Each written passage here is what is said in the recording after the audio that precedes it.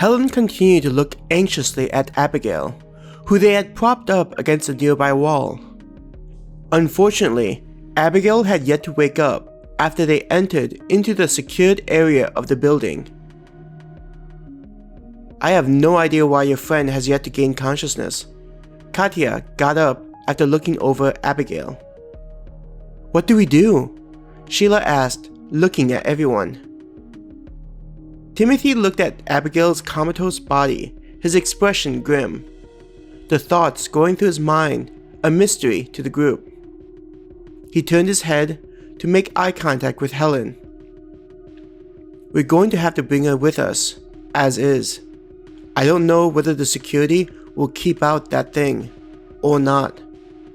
And I don't particularly want to find out." Helen wanted to argue with Timothy's words, not liking the idea of not knowing what was wrong with Abigail's body. The thought of Abigail having some kind of internal injury went through her mind, though she didn't know what they could do even if they learned this was the case. She mutely nodded her head. Even if she was worried about Abigail, Timothy was right about needing to reach a safe place. "Are there any supplies to help secure her to my back?" Helen asked. "There are some sleeping quarters inside this area where we could take some sheets and create some kind of makeshift carrying straps." Timothy pointed further down the hallway they were in. "But I think it would be better for me to carry Abigail." "No, she's my friend. I'm going to be the one to make sure she's safe," Helen answered defensively, stepping close to Abigail's body and putting herself between Timothy and her injured friend. Timothy's eyes softened at Helen's words. He understood why Helen was acting in such a manner towards him, saying, "Helen, Abigail is also my friend. I wouldn't do anything to put her in danger. I hope you understand that." "I don't know anything about anything related to you," she snapped at him. "After coming to this place, it feels like none of us ever knew you." Hearing Helen's harsh words, Timothy's eyes widened. It quickly turned to anger. "I brought you guys into this place because it was better than the alternative. Did you forget about those things stalking us in the forest? It's not like I wanted to hide things from you guys, but what was I supposed to say?" His chest rose and fell as he became heated, angered by Helen's accusations. Aside from Katya, who looked apathetic, the rest of the group was confused about what to think. Roger seemed to be the only one who felt like he forgave Timothy for the deception, regardless of whether it was the right thing or not. Taking a deep breath to calm himself down, Timothy said, "I understand you don't trust me, but here's a question. What are you going to do if you get tired carrying her around? What if you need to move quickly?" Helen clenched her teeth in anger, knowing what Timothy was implying. Deep down, she knew he was right. Even if she wanted to keep Abigail safe, the problem was due to sheer strength and body size. She looked away from Timothy, her eyes resting on her friend. "You swear you won't let anything happen to her?" "I do." His voice was solemn. Not able to voice the words, Helen simply nodded her consent. Timothy walked over to where Abigail was on the floor and gently put her over his shoulders. Helen felt herself moving to her friend, arms slightly raised as she worried Timothy was going to drop Abigail. "I got her." Timothy looked at Helen, fireman carrying Abigail's body. Walking forward down the hallway, Timothy said, "I want to quickly head to the resting area. We need to reach those portals quickly." As they all followed after Timothy, they soon saw the hallway open up to a larger room. There was a raised platform with several monitors and computers, looking to be some kind of control area. Several hallways surrounded the desk, including the one they just exited from. This is the main hub of this portion of the building.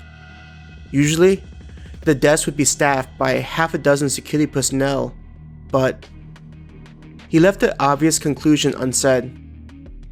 Each of these tunnels leads to a different part of the secured facility. Holy crap! How big is this place? Michelle wondered as she looked around. Let's say it's big. Timothy moved towards one of the paths away from the control area.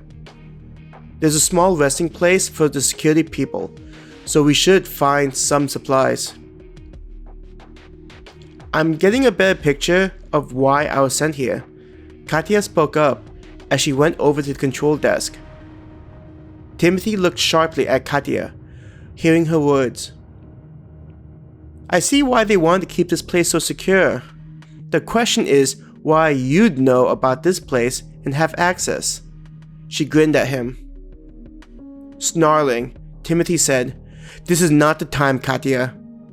I would think you'd realize your mission is no longer relevant, considering your bosses are likely all dead. Acting depressed, Katya slumped her shoulders.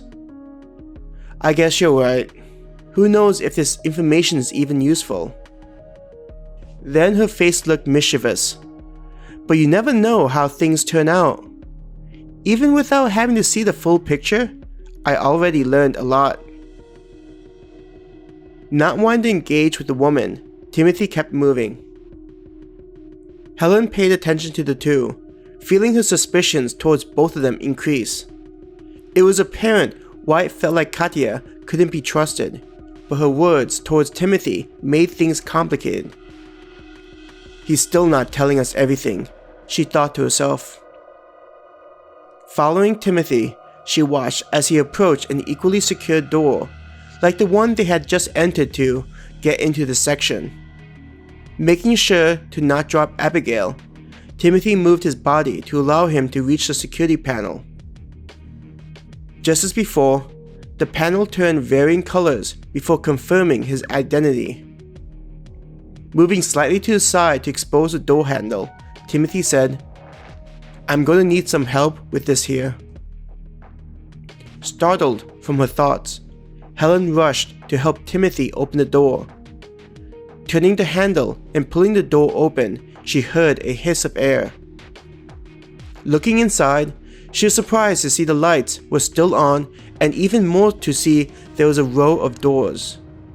As they entered, it was evident by the signs next to the doors that this was similar to an apartment complex. Judging by the spacing between each door, Helen judged the rooms were not small. Considering the security personnel is expected to live inside this area for long periods, they get to stay in small-looking apartments. Timothy explained to her and the group. As Timothy set Abigail down, resting her against the hallway wall, he moved his hand to the sign next to the door. There was an audible click, and Timothy casually opened up the door to the first apartment. Helen looked back at her friends, sharing a similar look of confusion as everyone else. Liam looked at Helen, saying, How is he able to just open up all of these doors? A sound of objects crashing to the floor surprised them. Helen ran towards the open door to see a small kitchen area and beyond that, a living area.